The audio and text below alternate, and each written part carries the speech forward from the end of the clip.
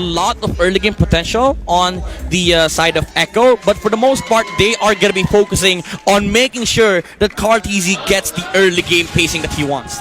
Here we go. Game number 2. One more for Omega to get into match point, but Yaoi's not going to let him do that because he's already in. Is this a good idea? An invading Matilda?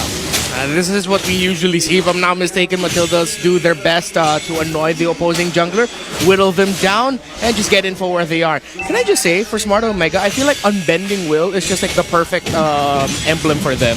The more damage they take, the more damage they do. Yeah. Quick skirmish. Constantly fighting. At a third of his health. And this is a good deal for Chaknu. And for Renzio too. Wow. He will win these duels against Trimartizi. More times than not. This is really annoying for KarTZ. There's just a Hilda standing in front of him, watching him, jungle. But what this gives Omega is the faster time for Ryzen to clear out his own jungle, because Echo's jungle at the moment is currently strengthened because the HQ bars get higher whenever there's more heroes in the area. Last time we saw a Dyrus jungle get played, it didn't go so well. It went into the hands of RSG versus this team, actually, if I'm not mistaken, Omega. Oh, we just barely caught it. But first blood drawn by Echo, jumping onto Etomax. Oh wow, they timed that flicker so well. Etomax had to burn it. Yeah. Again, Echo, they have the chance to get a snowball, get a good pacing in the early game because they do have good skirmishing heroes. But Smart Omega, the thing about their lineup is that they have a lot of front lines, they have a lot of vision, and it's the same storyline from game number 1. They're just gonna allow KELRA to be enabled in these fights. So it's Echo this time around looking to get their momentum to shut down the early game pacing of Smart Omega. 4v3. The jump in onto Chaknu, taken down by KarTZ. You cannot deny the damage that the Dairoth can do even in this early game. And I'm thinking now, the lack of initiation from Echo is made up for in vision, and of course, that guiding wind from Yaoi, it makes so much sense now. Yeah. Can Trimartizi make a play here? Ryzen. So good on that retribution, punished by our M2 MVP. A lot of kills going over to Echo, earning them its 1k gold lead. Yep, very good pacing for Echo. They find the early game momentum that they're looking for. Again, they have the necessary damage to take out the heroes of Smart Omega, even if the HP start getting higher, because they do have the D-Rock.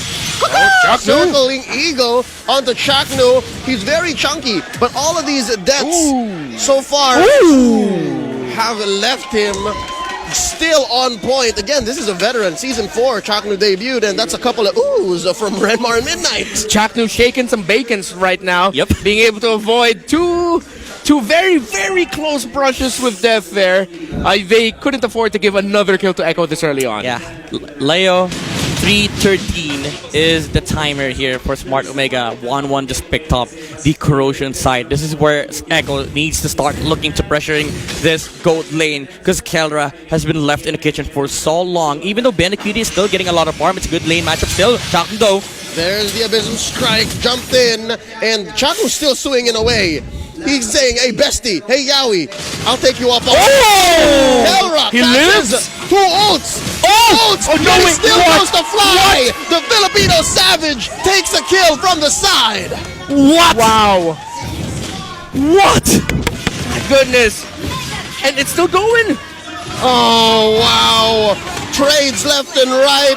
Make that a 2-for-1. Omega timers are here. It's 4 minutes. Let me just say again, this is a huge problem for Echo. They find the right pacing in this game, but they have a big problem on the gold lane. They need to find a shutdown on KELRA, but KELRA managed to get a kill. So the momentum will swing in favor of Smart Omega. Now, the late game will be heading, will be advantageous for Smart Omega. So Echo, they need to set things up for themselves. And KarTZ got a kill still onto Chaknu's Hilda. And Echo, despite taking big losses just a few seconds ago, were able to turn it around. Yep, it's a matter of finding their windows here, because just as much as we're saying KELRA was left in the kitchen, I don't know if it was a eating joke given the farm or a cooking joke. It's the same about Benecutie. We can say the same for Benecutie. Umar? And now Benecutie will be even happier because he still has his tower. KELRA does not. And he is up on XP. So that's one up that Benny Cutie, the Storm, the Typhoon have over him. Let's look at the item game though. Yeah, again, Corrosion Sight is really, really important on the side of KELRA, but also we have to look at the itemization here on Benny Cutie. He has the Blade of Despair. So again, it's going to give a lot of damage on the side of Echo, even if the HP bar starts getting higher for Smart Omega. If they go down a certain threshold, 50% precisely, Benny Cutie is going to deal more damage, and Carl TZ can just clean up for the team fight here on Echo. But again, the kiting is still existing. You know, the kiting problem is still existing on the side of Smart Omega. They still have a lot of front lines in the form of the Hilda and the Masha, also alongside Ryzen with the Karina. But we have to also take note that the real world manipulation is going to be a big problem still for Echo, because the amount of positioning issues that they have is huge. Even though they have a Savior and they have a Mathilda, two heroes that also punishes the mispositioned heroes of Smart Omega, it's not the target that they're looking for. They're not eyeing to take down the Masha and the Karina. They're eyeing to take down the 1-1, and they have nothing to access on the backline. Yeah, and I think for Echo, that makes the ultimate of the Matilda even more important because, yeah, don't use it to just focus on one hero, but use it to get better positioning for your team. That's what Echo wants. And so far, Echo have been getting what they wanted despite that small power spike, that momentum shift in the early game. Now approaching mid-game, this is the last turtle up, and Omega are just letting it go. They need to get turrets. As you guys were discussing, I was just watching the map and like, yeah, this is the first turret by Omega. So I think now we're back to the pace that we expected for them to play at. It's very slow and they're waiting for KELRA to be online. Yep. Yeah. This is a much better chance for Echo. They need to start taking objectives. Again, take things step by step. Take it slow. Have your own pace. But Smart Omega, they're still sticking to what they know. If Echo tries to go for something, you go for the trade. You're waiting for the late game here. You're waiting for the opportunity to kill or to just pop off. So Echo, at this point, there's the question you need to ask yourself: when do we start getting more aggressive? I feel like Smart Omega should have covered that second tower in the top lane a bit quicker though. But if they do decide that, or if they did decide that they can sacrifice it, maybe just get better positioning elsewhere, I'll believe in Omega. But for me personally, they should have tried to save that tower because he gave even more go to Benny Cutie with that. Ooh! Etomax eats a dawning light, and KELRA takes to the skies. Down goes Carl TZ. Down goes Yaoi. 2K for KELRA traded out. Benny Cutie gets Carl TZ. That's Ryzen down, but just the same, Renzi has a lot of damage on him. 3 for 2. Kurt TZ goes down as well. KELRA looking for more. Here comes Renzo from the east, and he jumps onto him. All the combos. He couldn't finish off KELRA. The Filipino Savage walks away. Hashtag deal with it. The moves, bro, by KELRA. It started with the movement over the cliff to dodge the Paquito, and even then, the micro mechanics of this guy outplaying EMRTZ, even with the surprise flicker, mind you. This is Muhammad Ali with his back on the ropes, just dodging every single punch thrown at him, and that's what KELRA did. I really thought Emar had that kill. He utilized that flicker. It looked one good punch away, but KELRA said, no, I'm getting away, baby. And that's what makes it all the more brutal for 3 Martizi. The truth is, he could have gotten that kill, but it was just the pacing and the mind games that KELRA played on him underneath his own turret that gave, again, Omega this sign of light, this small, shining shimmer of hope that maybe Omega timers can come online a little earlier. Honestly, at this point, again, Echo has already been trying to solve the position issues against Smart Omega. Another thing that they need to address is the weakness finder on the 1-1. The amount of slows that comes out from Smart Omega is insane. There's the Eve and there's also the 1-1, and you also have to worry about the frontliners. Oh, the dawning light puts KELRA at half his health, so he has to watch out for that. He has a few marks onto Yaoi. Here comes with the RWM. The jump back into the back line. But still, KELRA survives despite the caca. And now they're getting punished. Yaoi's going to go down here. Carl TZ already bit the dust. And now 3 Martizi tries to go for it one more time. Benny Cutie disincentivized. But Curtizi does get the kill into the back line anyways. A 1-for-1 trade. Echo bites back. Echo needed to get a kill there just so that full control doesn't go to Omega, but Omega are pushing It's not over! The fun run metagame is upon us! Sprint Instant sprints takes down Curtizi. Omega Ryzen. ain't done. Chaknu spots out 3 Martizi. They're bringing down this level 1 Lord. My goodness, Echo, at this point, they're not going to be happy with the trades that they're getting. Yes, they took out Etomax in a flashy style. Curtizi will for sure remember that moment, but you have to address the 1-1. KELRA at that moment, last second, Wind of Nature, the wind chant was perfect to save himself from Curtizi, and he didn't even pop his ult. Oh, the wind chant. I feel like KELRA at that moment just heard, what's that song that's really good? I feel like that's what his wind chant sounds like. I don't know what song that was. We'll hear it again. I'm pretty sure. Is that the Wonder Woman theme song? No, the one like, it was Thor Ragnarok. Oh, I see. What? Where's that come from? There's a punish. You don't take down our baby brother. Etomax goes down as well. And they answer back. Echo, they were holding back these punches. Just the same quick 2-0 for Echo. Yep. They were not prepared for that. They were not expecting Echo to fight at that moment, and Yawi found a perfect opportunity to dump in. Oh, Ryzen. Maltese looking for the jump in. Dawning Light. Ryzen sidestep. Wait. Chaknu knocked out by 3 Martizi off camera. Ooh, it hits, but Ryzen had way too much health there. Now Echo going for their own counter punch, and after taking so many punches from Omega back to back to back, Echo said, that's enough. We can also go for our own punches. We can also find wins ourselves. Let's go for it. I like this aggression coming out of Echo now to even out the game. Yep, again, they still have the capabilities of dealing with heroes of Smart Omega. Come the late game, they have enough damage. It's just a matter of movements all over these team fights. Now, Smart Omega, they're eyeing at the next neutral objectives alongside Echo, which is going to be the Lord. It's really crucial for either team to take this Lord because it's going to set up a huge momentum swing for either team. Echo, if they want to win this game, they need to secure this first Lord because if they don't, and if they don't make any adjustments, we could be 2, maybe 3 fights away from finding out who will win this game. Just look at the pro damage coming out from Curtizi. This is why Echo still feels confident to position themselves in this Lord era because they know Smart Omega, as you've said, Leo, they cannot contest it without over positioning themselves. Yeah, again, Echo is in the driver's seat and Omega is just here for the ride. They have to find a way to take over the wheel and to tell Echo, hey, this is still our game to take.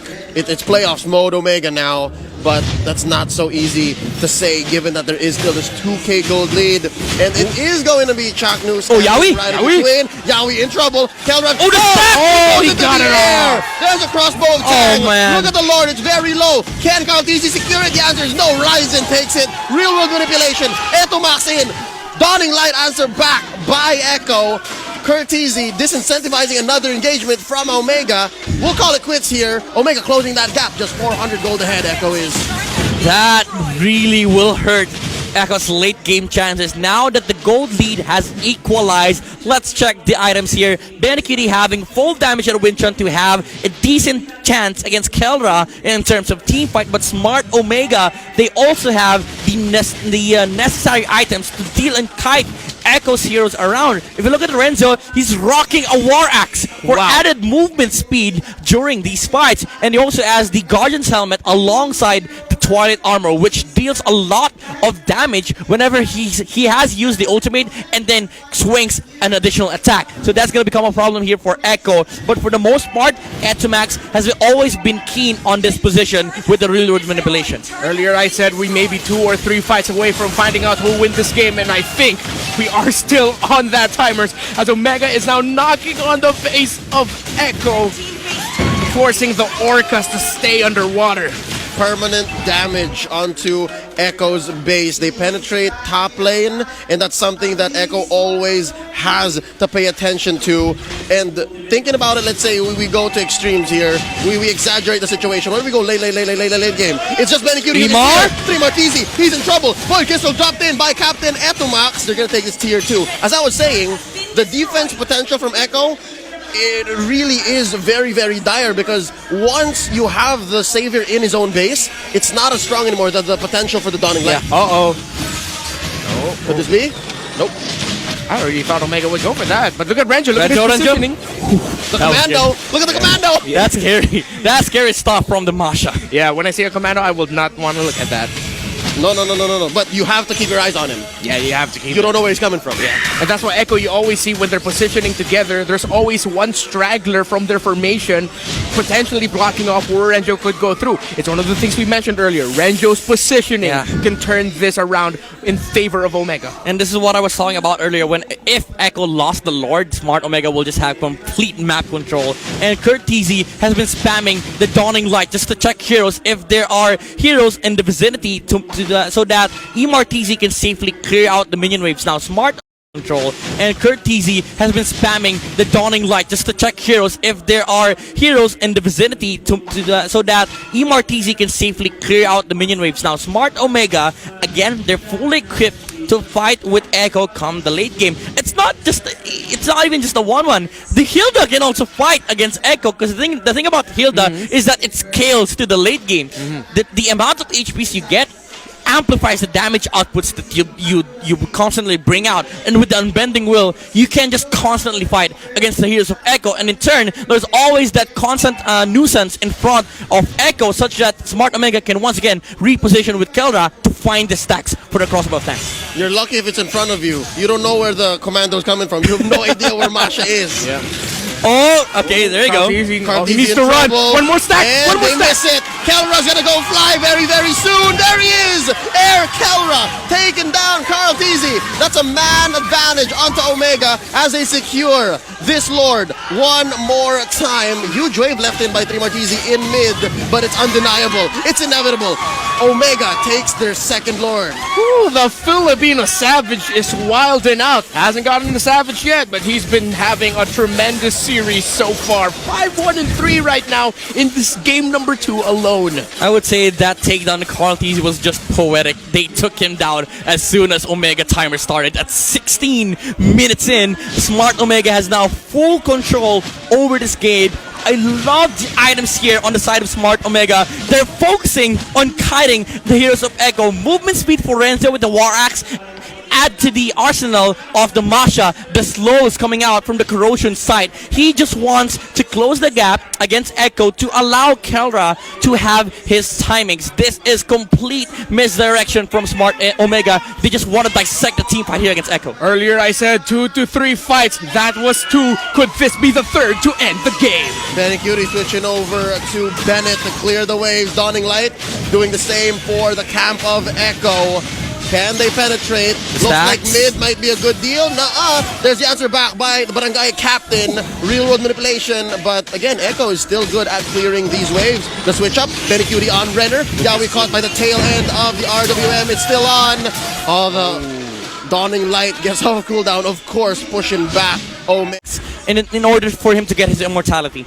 And just keep going. Add another life bar. Yeah. To the 6 HP bars. To the already ridiculous 3 he has. Back into the game here. It is 18 minutes, 30 seconds. We're way past Omega timers now. And that's what the map will tell you. It's blue. It's mad blue. And we have about a 4K gold lead.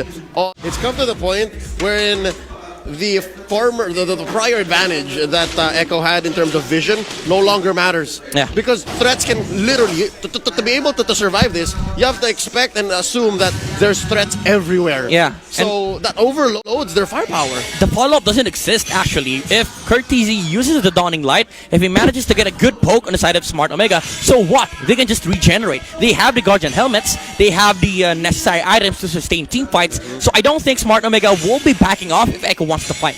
Yeah. And the whole situation was diffused by Echo, given that Martz was sent over the split push top lane. Oh no! That's 4 men from Omega sandwiching him. He still survives, so you can never count out There you go. the sustain that a Paquito can have, those shields he gets as he dashes on through the battlefield. Dawning Light pushes back Omega, clears that wave as well, giving Echo some time to reclaim parts of the map, helping them farm up those final items for possibly the final fight or a way for them to come back. Oh, that rock potion is gonna really help out Renjo with sustaining the damage. Imar? Could be a problem for Echo. Oh, they forced the flicker out of Etomax. Oh, could that come back to bite E to Max in the behind? We go for this Lord. 20 minutes in. Easy jumps on Renzio. 3 Martisi as well. That's a push by that wave in mid. So you got to give kudos to Echo. They have been doing their due diligence, their housekeeping, if you will. It's not all totally lost. Look at this. Oh, they see Carl and Yawi. Oh, look at Renzio. He's jumping in. He's taking all the damage, putting Curtisi as a fourth of his health. And now Omega take advantage. They're still going. Oh! His immortality. Oh! By Curtisi! Oh my God! Echo still in this. No men down, and they have a major objective on their side. But can they hold on? Omega are pushing it. Echo just took the Lord, and with the Lord out, Omega has to back. Curtisi on the savior, finding the light at the end of the tunnel for Echo. He is literally the savior of this game so far. And Renzio! That's a pushback. 3 Martisi goes down. Renzio pushes back the rest of Echo. That's one man down. Another dawning light, taking Omega's members down to half their health. They have to retreat. They have to get back and re-establish their pushes, because this mid lane push, what a thing of beauty from Echo. Finally, that Lord goes down.